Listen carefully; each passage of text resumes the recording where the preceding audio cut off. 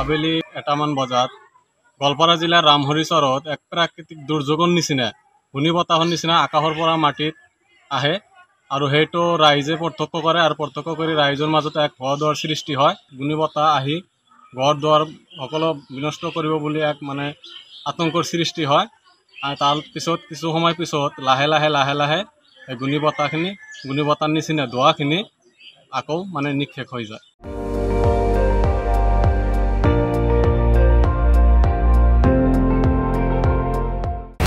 আপুনি চাই আছে ND24 সৰ্বশ্ৰেষ্ঠ নহয় সৰ্বোত্তমৰ দৌৰ।